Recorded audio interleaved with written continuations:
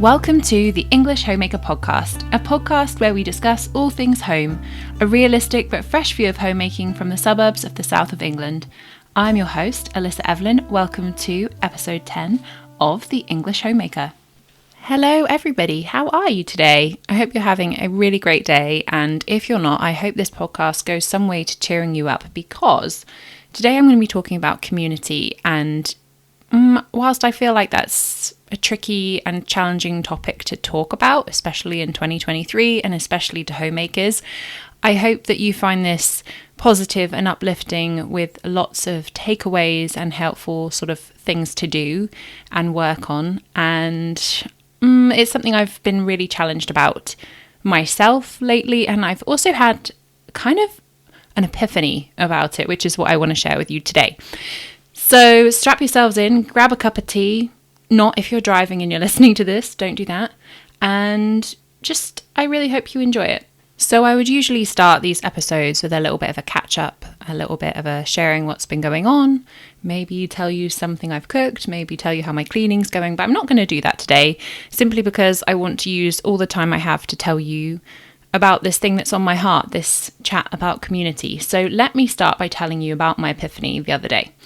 So actually, it was two epiphanies. The first one of which was that I am in a different phase of my life now as it regards to community, because I have little children, yes, but they are 4 almost and 7.5. And that means that I just actually am getting more sleep. I'm not as tired all the time, and I do have more time and energy to give back to other people. And it's a different phase of my life completely, because it's not the same as when I was a single young lady. It's not the same as when I was a newlywed. It's not the same as when I was pregnant or had small babies. And this is a totally new phase, and I'm so ready for it. I'm so excited about it, and also slightly scared, if I'm going to be honest, because it's amazing to have time, energy, resource, all these things. But it can be super overwhelming to decide where to put all of those things. I will continue to unpack this as the episode goes on, but the second epiphany that I had was that community in 2023 can be kind of whatever you want it to be. There are so many things that you can use to create community. We have cars, we have phones, we have the internet, and community, I think, for a lot of people can be so, again, overwhelming, because you have all these choices to know what to do, to figure out what to do with. And often we go towards the shiniest, most distracting, most fun one. Sometimes we go towards the easiest one that is going to cause the least conflict. More on that one later. And sometimes I think we just sort of fall into it without really giving it much thought. And I think it does need to be something that is intentional. It needs to be something that is personally curated, because it is hugely personal. I mean, my kind of community will be different from yours simply because I was born in a different time to a different family. I have a different life. I have different passions. I have different physical abilities and disabilities. There are so many different things that make what I understand as community and what you understand as community a different thing. And I think for a very long time I've been comparing my understanding of what community means to other people or to what I might find in a dictionary, and I don't think it's like that anymore. I think it's bigger, it's wider, and it can be created however you like. I think a lot of us see community as a kind of box, like, oh, okay, I get most of my community from the church. I get most of my community from the family. I get most of my community at the school gate. I get most of my community from my club. But I just don't think that is how we as humans necessarily work. I think community is this big web that we create over many years of people that we have known, people that we meet in different places. I think it's important to have people from your past and your present and your future. I think people knowing different stories about you and different parts of you in different ways is amazing. I think you'll share something with your brother that you wouldn't share with somebody else, and you'll share something with a mum from school that you may not share with somebody else. Do you know what I mean? I think it's so important to have different relationships so you can have different conversations, you can get different opinions, you can share with them different parts of your life, because our lives are big, our lives are varied, and that's great. That's so good. I think if you stick to just one kind of community, you might be limiting yourself. I don't know. One thing I do know is that your web of community should be changing. It should be ever changing. You might have some of your friends from your past with you forever. You might have some of the friends you're making now with you forever, but a lot of them will change and flow, and that is very, very okay and part of the process of just being a human. And people just move apart from each other and together again, and that's okay. One of the very practical things I've done lately to kind of encourage me to not fall into kind of a lonely spinning brain cycle this winter, which happens too often to me, is I've made a big collage of photos of friends and family members and stuck it to the fridge. Only took me probably about an hour to print it all out, kind of cut and stick it together, very slapdash. But it looks great, and because it's full of smiles of all the people that I love. So this is my daily, hourly, minute by minute reminder that I am not alone, and that if I am having a moment where I'm starting to spin, I can reach out to one of these people. I can FaceTime somebody, or I can send a text message or an email, and it makes me just feel instantaneously better, feels like I'm not alone. So if you are someone like me who has for some reason not put photos up of people that you know somewhere in your house, find a way to do that works for you, because it has made so much difference already, and it's only been up for about 5 days. But I anticipate this being something that keeps me happy throughout the winter. Now, I'm not saying I'm not going to have a bit of a moment where I get angry because people aren't messaging me back, or I feel alone anyway, despite those people being there, because I'm a human and those feelings will probably come up. But having some visual reminder of friendship and family is really, really crucial, I think.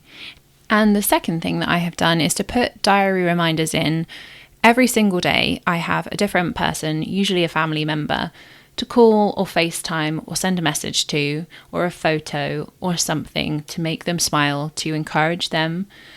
One of my greatest sources of guilt that can lead me into some funny dark places has been very simply cured by making sure I speak to the people that I really want to speak to on a regular basis. And whilst this is a new implementation, because it's this same realization that now I actually do have the energy to give back. I'm not sitting and waiting for the phone to ring or receive a message of support. I don't need to do that anymore. It would be nice if that happened, don't get me wrong, but I think so many people are so busy that they don't always think the other way round. So if I can be the first to do that and be the one to remember to send the call, then that's okay. It's funny because I think I've never wanted to feel or appear or like come across as like needy or like too goody two shoes. It's kind of a label that women used to be given a lot, and certainly I used to be given a lot, and I've just decided to take zero notice of that and advocate for what I need, advocate for what I want. And one of the best ways I've done that, and I'm sure I've mentioned this in podcasts past, in my relationship with my husband, often in the morning, I would feel really alone because he would get up, do his kind of like getting ready for work thing, go downstairs, eat breakfast by himself and get out the door, often before I've even woken up. And so that would just lead me to starting the day feeling like we weren't really connected, like we weren't really part of a team. And whilst I would love to have like woken up earlier to join him, perhaps that would have been an option. What I actually did was we had a conversation about this, and what came out of it was that now he makes me a pot of tea in the morning, which is sat waiting for me when I get downstairs. And this has actually completely revolutionized everything for me in the mornings, because I know he's thought about me. He's done something for me that's a kind of acts of service kind of thing, which makes me feel super loved. It also is great for my health because it's he always makes a fabulous fresh lemon and fresh ginger tea. And it's something I asked for from him, but it's so simple, and he so wanted to do something to show me that he loved me in the mornings, but just didn't know how to do that. So advocating for what you need is something really, really important. And that's just something that came to me one day. Feel free to use that for yourself if your husband also is usually out the door before.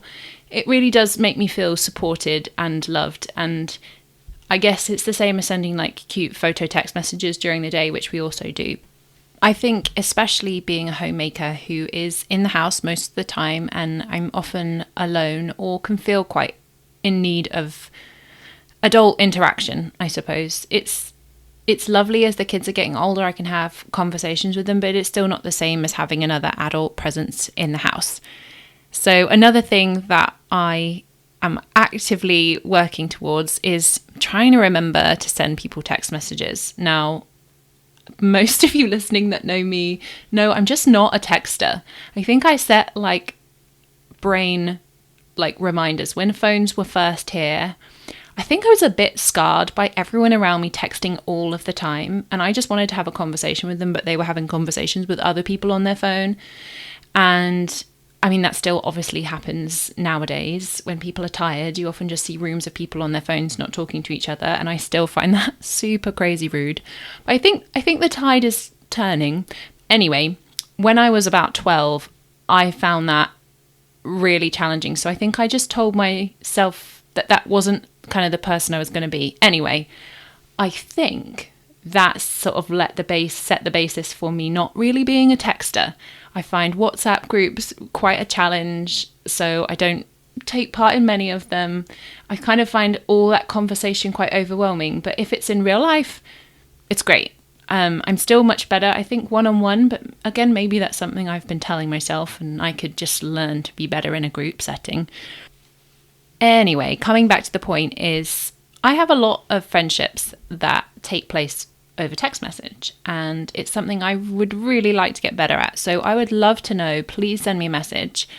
Is this something that you schedule for the evenings? Is this something that you make points of to do throughout the day? Are you someone that when they get a message, they pick it up, reply instantly? How do you manage your messages? Because I do find that crazy and difficult to manage, and I haven't found a good solution, and my poor friends probably think I've just gone off the face of the planet for a couple of weeks before they receive a message back from me. And I am actively trying to get better, but I still find it difficult to manage. And I only have really 2, maybe 3 ways people send me messages, like a regular text message, a WhatsApp message, and then an Instagram message. I think I probably lean towards kind of replying to everybody and checking all my messages at one point at the end of the day when the kids are in bed. I think that's probably likely to be the first way I do things, but quite often I guess at that time I'm quite tired. So yeah, any other solutions or suggestions would be really, really helpful. So the last thing that I have kind of changed in the last couple of years is, a couple of years ago, Mum gave me this birthday card holder, calendar, binder kind of situation, which means that month by month I can pre-purchase cards, put them where they are to be, have the names written down on the dates of whose birthdays are when, and actually check through it regularly to remember to send cards.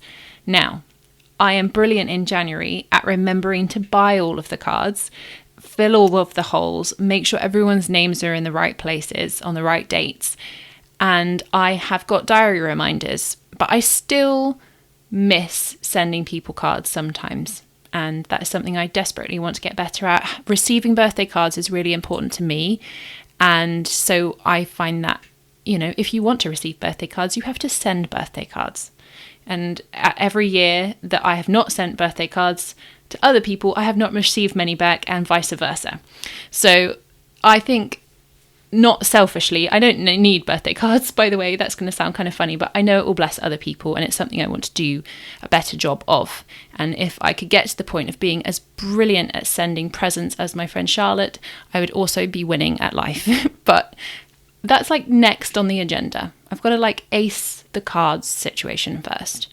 Maybe this is the year I'll feel like I've done a better job, but I know there's definitely a level up, because there are people on my fridge whose birthdays I still don't know and are not in that birthday card binder. So that, I suppose, is the next step. It's quite difficult keeping track of everyone's addresses as well. I don't know if you find that. Again, I probably just need more systems for that. Part of the Sidetracked Home Executives box in the initial system was creating like a space for people's addresses and names so that was always in one place if you needed it. And I know a lot of older people still use that kind of hard system where addresses are easy to find. I actually just keep them all on my phone, and I find that works pretty well. But if people move, and they don't send out like a message about where they're moving to, I don't always know, and then it's too late to send the card. So I am getting better at these things. But I guess we are all a work in progress, aren't we? Some of you out there will be amazing at remembering cards. Some of you won't send them at all. And that's also okay. I don't want anyone listening to this podcast to feel any shame whatsoever. This isn't meant to call you out if you're not sending birthday cards at all. I've been there, and I think life goes in its phases, and it's also it's super okay. I think this goes back to community being a very personal thing. Some of you really cherish birthday cards. Some of you prefer a text message at 3 a.m. when you're feeling really alone and your baby screaming its head off. Some of you are going to love sitting down with other people, not talking and doing a Pilates class. Some of you are going to enjoy singing together in a choir. And I think you might have a preference over those things, or you might feel like you need a little bit of all of those things, and that is all okay. I would really encourage you to really seek out what is really nurturing you, what's really filling you up, and try and do more of those things.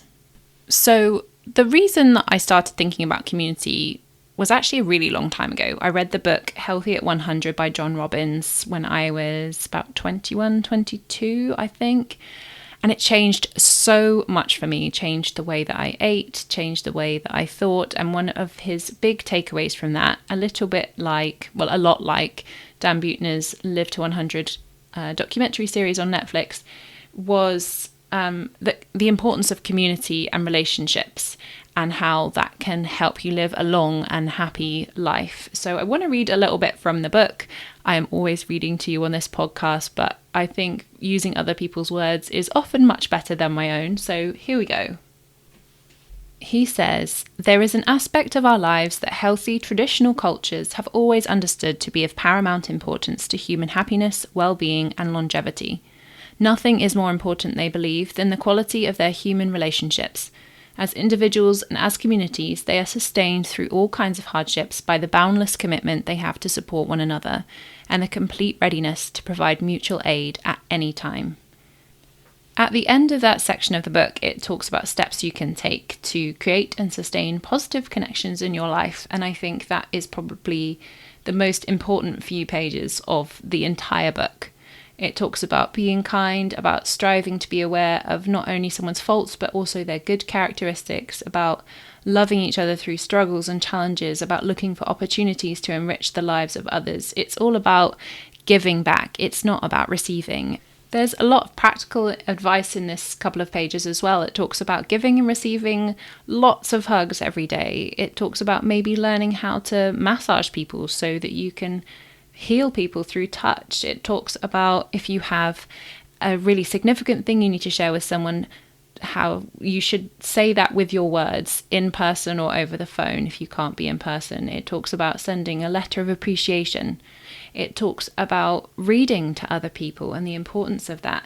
It talks about listening before you react in angry ways. It talks about nurturing friendships that really make you feel relaxed and at ease and yourself. And whilst I think all of that sounds very wonderful, I think some of those things are the hardest things that we'll ever do. Being really ourselves, being open and honest and relaxing in other people's company, for some people can be really, really hard, especially if you've been through friendships or family relationships or even spouses where you weren't treated well. And as you should be, you weren't loved and people didn't speak to you in a kind way. It can be really difficult to want to enter into that again. And I think it can be the scariest thing that some people ever do. And I see a lot of people not wanting to enter into that because they're afraid of more conflict, they're afraid of more disappointment. And I think it's okay for a time to remove yourself from those things, but I don't think it should take too long, because there's so much to be received back from other people, even if it's hard, and especially if it's hard, because we learn the most that way. We learn the most about ourselves. It's the only way that we grow. If you stay stagnant, you stay stagnant. That's it. If you stay in your house and you don't interact with other people, you won't learn, you won't grow. And there's a limit to how much you can learn by watching movies or soap operas or reading books. And it's just important to be with other people, however difficult they may be. And that is especially true, I think, of family relationships. A lot of people stop doing family relationships or shut certain people out or just don't make time because it's hard. And it really is hard, especially the people that you are connected with genetically. I totally understand having different opinions to other people in your family, but I think they are really important. And it's important to be challenged so long as you're treated kindly. And it's important, again, as I said earlier, to advocate for what you need. If people aren't treating you kindly, you need to communicate that. And if for a time they're annoyed about it, but you've communicated what you need, then I sort of think that's okay. I have a lot of conversations with people about that, about I don't want to say such and such to someone because it's going to irritate them, they won't like me, but they're harbouring a resentment towards that person for a way they've said something. And I just think you don't want certain things to sit inside your body bubbling up, whether that's anger or resentment, shame. You may have seen it in a different way to the other person. And while sometimes it's just important to let things go, I think sometimes it's important to be wise and have a sensible conversation when you can. Anyway, that's kind of an aside, but it's an important aside, because I think for a lot of people, kind of a fear of conflict or a fear of not being liked or a fear of saying the wrong thing puts people off being in a community, whatever kind of community that is. And I think any kind of fear is not a good reason to not do something. And you know what? You are going to say the wrong thing, and you are going to mess up, and you are going to be embarrassed. And you are going to need to apologize for things that you've said or things that you've done. And you are going to need to be honest and open in ways that you maybe feel you're not ready for. Maybe you need to be open about feeling guilty or full of shame about things. Maybe you need to talk through relationships and situations and things that happened when you were younger. And maybe people will want to listen, maybe people don't want to listen. Some people don't need more friends, even if they might seem like the perfect friend for you. Maybe they don't have capacity at that moment in their life, and maybe, just maybe, at exactly the right time, you'll find exactly the right type of friend that you're after. So I want to share this quote that I think really fits the theme today, and I've had it on my phone for a really long time. I'm actually not entirely sure who said it or where it came from. So quite often I just write things down in my notes app. And it goes like this: what if happiness is meaningless after all? What if it's peace and connection and love that fill a life? I have said that the work of our time is connection. I truly believe that. Connection to our Creator, to the natural world, to each other, and to self. It is the antidote to the modern world that acts as wedge to deep knowing. We are wondrous, mystical creatures that have forgotten our way. It's all reclaimable, and it's the only thing that will fill the whole. And I love that quote for so many reasons. I think so many of us go around trying so hard to be happy, to make sure our children are happy, to make sure our family are happy, but are we worried about whether they're connected to other people? Are we showing them how to feel peaceful or find peace and what love actually truly feels like? Or are we just chasing like little moments of happiness? Because I just don't think that's hugely satisfying or important, actually. I mean, it is important to be happy, don't get me wrong. We all want to be happy, we want to feel happiness, but I think there's a difference between happiness and proper joy. And I do think peace, connection, and love probably do come above happiness. And I think sometimes maybe we focus on the wrong thing. Maybe if we're not happy today, we shouldn't be trying to feel happy. Maybe we just need to find a way to connect to somebody, send someone a text message or an email or a photo. Maybe we just need to step outside into nature, take a nice, relaxing, peaceful walk. Maybe we just need to give somebody a really big hug or find an animal to squish. They give a lot of love. So I hope so far that this podcast has made you feel really empowered, like you are the master of your community. You are not a victim of it. And for a very long time, I have felt a victim of my community. Like, oh, woe is me, my family are so far away. Or woe is me, like I'm in a season of life where it's really difficult to make friends because I can't go out and I'm breastfeeding all the time. And woe is me, my friends are all too busy to see me. Or woe is me, I don't have enough money to do X, Y, Z. And just don't want any of that anymore. I'm not a victim of my circumstances. I am the boss.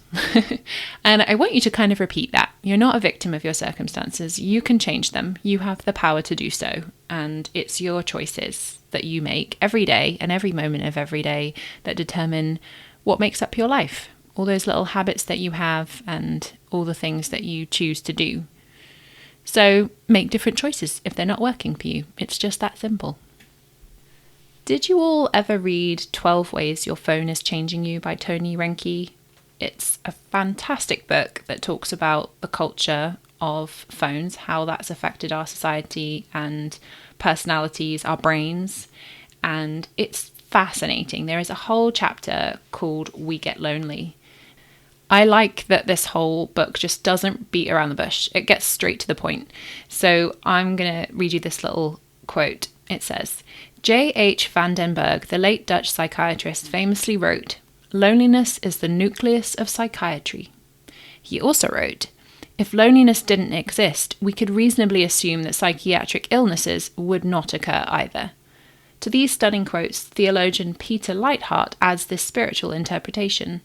Humans connect to other humans at so basic a level that when we disconnect, our souls shatter into 1,000 little pieces. And wow, what a statement. I mean, it's quite an emotionally responsive kind of a statement, maybe a bit too much, but I think it hits home on the fact that perhaps our isolation and too much time spent on a phone might be responsible for some of the mental health crisis our society is currently going through. Whilst things like Instagram can really make you feel connected to people that are like you, it can help you, quote unquote, find your people. It can also just make you feel really, really alone. And I think the reason for that is that whilst you're feeling you are connecting to other people, you aren't connecting with them in the way that your body really understands. I think we just need to spend more time seeing people face to face. And I think it's important to use technology, social media, especially very wisely. I think it can have so many positive benefits. And I think especially if we find people that we do connect with, I think we should then see if we can communicate with them in real life or via email or in a different way that isn't always just like a post and response kind of situation. But I think the most dangerous thing about social media is when we're like on social media, when we're near other humans. I think that's really dangerous. And okay, really dangerous might be a bit over dramatic, but maybe there's a time and a place for that. But I think we just miss something in small talk and strange and awkward conversations that people are afraid to have. But I think they're just a really important part of the human experience of and sort of everyday life. One of the most positive things I have found about social media is watching other homemakers on YouTube. I find it to be really fantastic when I come across a person who is real and honest, generally doesn't wear much makeup, is happy to show their mistakes, is happy to have mess in the background. I am not really all about videos where it's super curated and everyone is like perfectly made up and they always say exactly the right thing and it's this very poetic language, and there's a lot of that. I think the algorithms absolutely love that. People clearly like to watch that kind of thing. But I'm kind of about when people's houses are just kind of normal and people are kind of normal because it just makes me feel normal, I suppose. And like, I don't have to achieve a certain level of like cleanliness or home decor or whatever seems to be like trending on YouTube at that very moment. So a couple of suggestions I have for you are Hannah McNeely. She makes lovely videos. She's a vegan. She lives in Boise in America, and I love her videos. They are very honest about what she's going through, and she recently did one about her house, which was, again, it was very honest. It was saying, you know, I don't love everything about my house. Maybe if I had gone back, I'd have made different choices, but this is the journey I'm on. And the other one I love is Homesteading with the Zimmermans. Ruth Ann is just a ray of sunshine. They're quite long videos, but I love them. They're always filled with really helpful homemaker tips. And she's just a really honest, raw lady, and I would recommend either of those. There are so many other homemakers that are on YouTube, but I feel like they're very crafted, curated. People are made up. They're often sponsored, or the words are written so poetically that it just makes you feel a lovely feeling, but it's not. It perhaps makes you feel like inadequate in some way, and that can just leave you feeling, it doesn't sit right with me. I mean, I still watch quite a lot of channels that are like that, but I think I would like to try and reduce the number of channels I watch that are like that. I think we just have to be so careful that we don't end up feeling like we're in a loop of feeling like we're not enough and like we want something more, because it's all too easy to do that. Trust me, I know. And the truth of it is, you are enough. Just as you are, you bring something really positive and special and unique to the world. You have your own special way of looking at a situation, of looking at your house and your home and how it should or could run. And for most of us out there, it's going to take a while to feel like we've not got there. Perhaps we never get there. I mean, it is always a journey, and our house, our home, our family are always evolving. But maybe it takes a little while to feel like you're arrived and maybe settled and contented. I had a long conversation with my mother-in-law when she was here. She was down here for about 5 days. It went beautifully well. She's super helpful in looking after the kids and helping doing the washing up.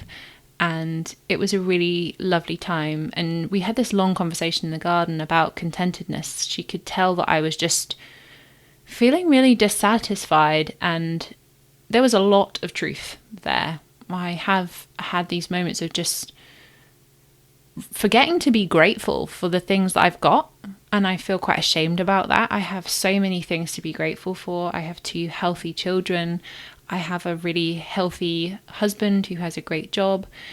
We live in a safe place. You know, we have food on the table, a fridge full of delicious things. And I think it's so easy to just forget. It's so easy to forget to be grateful for those things that feel very basic because they were every day. I think we can just forget.